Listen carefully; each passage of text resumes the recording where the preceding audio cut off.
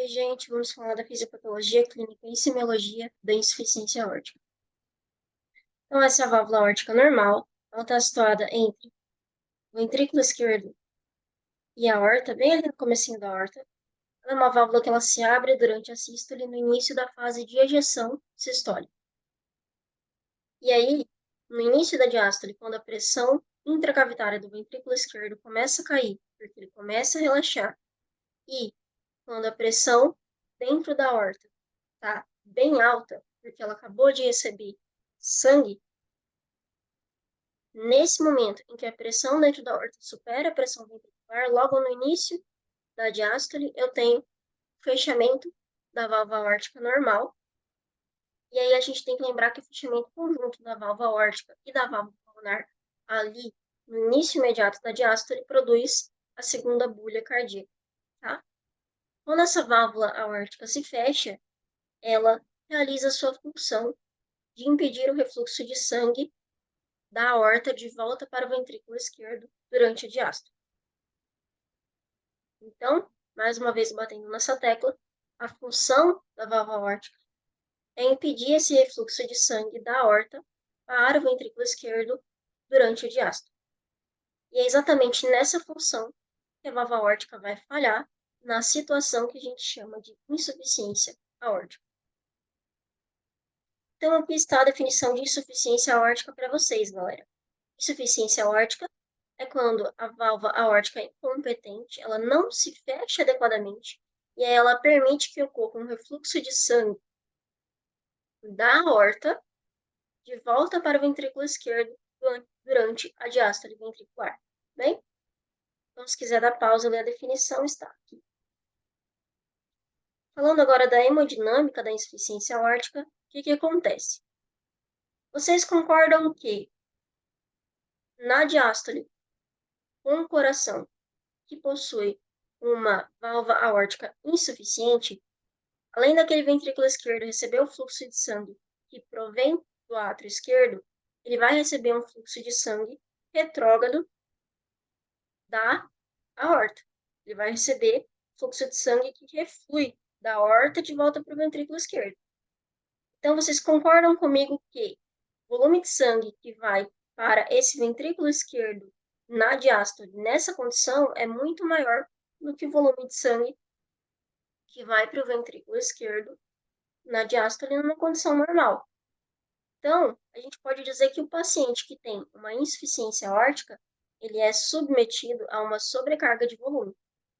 Você tem um aumento crônico do volume diastólico final do ventrículo esquerdo. E aí, lembrando da definição de pré-carga, né? A pré-carga, que é o estresse na parede ventricular no final da diástole, ele equivale ao volume diastólico final. Então, eu posso dizer que esse meu ventrículo esquerdo, ele tem um aumento de sua pré-carga, tá? E aí, o aumento crônico da pré-carga estimula o remodelamento cardíaco, de modo a originar uma hipertrofia ventricular esquerda excêntrica. Tudo bem? Essa hipertrofia ventricular esquerda excêntrica, ela é exatamente o que está mostrando essa imagem. O ventrículo ele se reorganiza anatomicamente de modo a aumentar o raio de sua cavidade e diminuir a espessura de sua parede. Tudo bem? Aqui está o ventrículo normal e aqui está o ventrículo que sofreu hipertrofia excêntrica. Essa hipertrofia ocorre através da adição de sarcômeros em série, levando aí ao alongamento e ao afinamento do meu cardiomiócito. Tudo bem? E aí, através dessa hipertrofia excêntrica, o ventrículo esquerdo ele aumenta a sua complacência, ou seja, ele fica mais molinho, mais habilitado a acomodar todo aquele volume excessivo que chega nele, e ele consegue acomodar esse volume com pouca elevação na pressão diastólica final. Tudo bem? Essa é a grande compensação da hipertrofia excêntrica. Ele consegue acomodar esse grande volume sem aumento na pressão diastólica final. E aí o que acontece? A gente tem a lei de Frank-Starling, que diz que coração ele consegue ejetar todo o sangue que ele recebe, tá? Então, se ele está conseguindo acomodar adequadamente todo esse volume, ele consegue injetar todo esse volume. E aí, a gente conclui que o volume sistólico, tá? Ou seja, o volume de sangue injetado por esse ventrículo durante a sístole, nessa condição, que é a insuficiência aórtica, vai ser maior do que o volume injetado pelo ventrículo esquerdo durante a sístole num coração normal. Bem? E como esse volume sistólico total ele é maior, mesmo que eu tenha perda desse volume durante o diástole, porque como a gente viu, parte do volume que o ventrículo esquerdo vai ejetar vai bater na aorta e voltar para o ventrículo esquerdo durante a diástole, ou seja, não vai ser um volume útil para o organismo, mas mesmo assim, como o volume sistólico total cresce, vai ter uma boa quantidade de volume que vai efetivamente seguir para a circulação sistêmica. Então, eu posso dizer que o volume sistólico efetivo, ou seja, o volume sistólico que realmente vai para a circulação sistêmica, vai perfundir os órgãos, ele consegue ser adequado inicialmente devido a essa compensação produzida aí pela hipertrofia excêntrica. Tudo bem? E dessa forma, como eu consigo manter um volume sistólico efetivo adequado, o paciente com insuficiência aórtica ele consegue permanecer muitos anos assintomático. Tudo bem? Assintomático porque eu não tenho sintomas de baixo débito, já que o débito cardíaco está adequado, e também eu não tenho sintomas de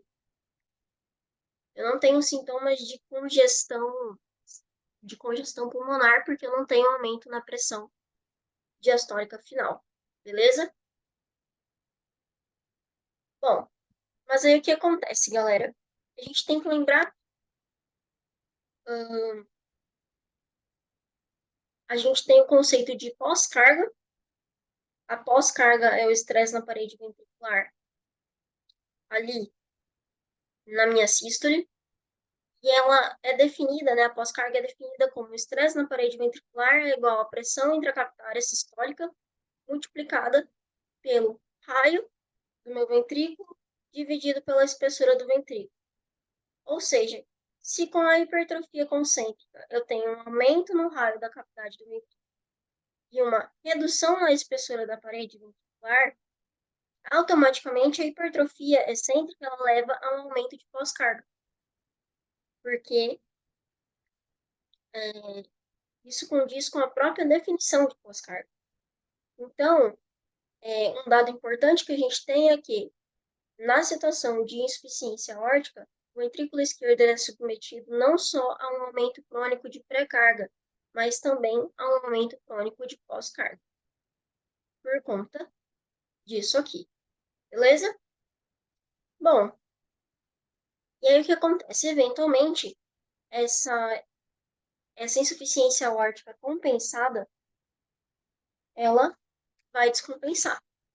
Ela vai descompensar quando eu, mesmo com todo esse mecanismo da hipertrofia excêntrica, de tender à redução da complacência ventricular, de tender a acomodar melhor o volume e conseguir ejetar esse volume, né, aumentando aí o volume sistólico total, mesmo com tudo isso, mesmo com todas essas modificações adaptativas, o volume sistólico efetivo ainda vai ser insuficiente, porque aquele refluxo de sangue de volta para o ventrículo esquerdo durante a diástole ventricular vai ser tão grande que pouco volume vai ser efetivamente jogado para a circulação sistêmica.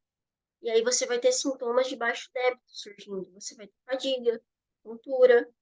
Além disso, vai chegar um momento que, apesar da hipertrofia excêntrica, por definição, reduzir a complacência do ventrículo, vai chegar um momento que aquele volume que está chegando no ventrículo, ele é tão grande que você vai ter, invariavelmente, um aumento na pressão diastólica final e, consequentemente, transmissão dessa pressão de forma retrógrada para o átrio esquerdo e, então, para o sistema veno-capilar pulmonar, originando sintomas de congestão pulmonar, como dispneias esforços e ortopneia. E aí, nesse momento, eu vou ter estabelecido uma insuficiência cardíaca esquerda diastólica.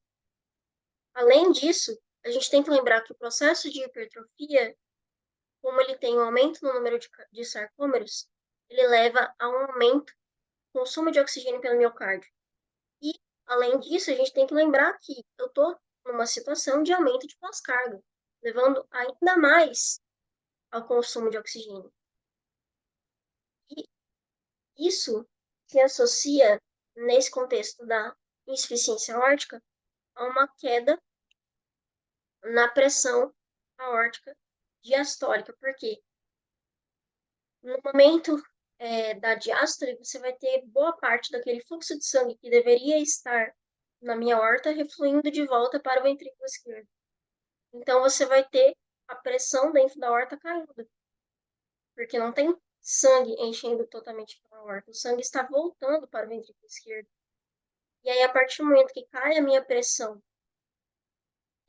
aórtica diastólica, eu tenho um prejuízo da minha perfusão coronariana, porque a pressão arterial diastólica, ela é a grande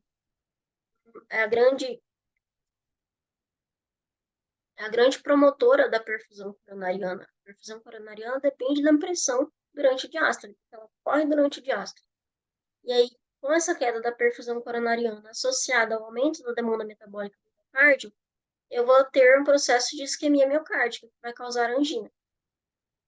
Eventualmente, a isquemia leva à necrose, à perda de cardiomiócitos, e aí isso gera uma disfunção sistólica, e aí nesse momento tem uma disfunção sistólica associada à disfunção diastólica. Então, eu posso dizer que eu tenho uma insuficiência cardíaca com um componente misto, tanto sistólico quanto diastólico, tá?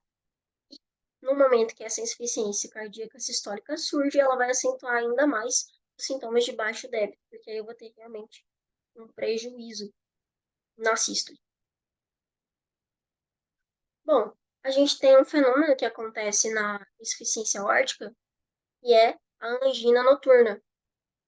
A gente sabe que durante a noite, quando a gente dorme, a frequência cardíaca ela diminui, e aí a bradicardia, a redução da frequência cardíaca, ela aumenta o tempo de diástole. Então, você vai ter um alongamento do tempo diastólico.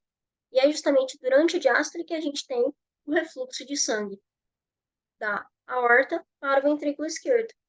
Então, se eu tenho um alongamento do tempo de diástole, automaticamente eu tenho um aumento desse refluxo de sangue de volta para o ventrículo esquerdo, ou seja, um aumento da minha fração regurgitante e, consequentemente, uma diminuição ainda maior da pressão arterial diastólica, diminuindo ainda mais a minha perfusão coronariana, favorecendo ainda mais essa isquemia, causa angina. Então, o paciente pode acordar com dor no peito de noite, né, apresentar essa angina noturna, que é bem típica da insuficiência aórtica. Bom, a próxima aulinha vai ser sobre insuficiência aórtica, falando da semiologia. Espero que vocês gostem. Vou gravar essa aulinha depois, para não ficar um vídeo muito extenso. Se inscrevam no canal, compartilhem com seus coleguinhas que estão estudando cardiologia. E é isso.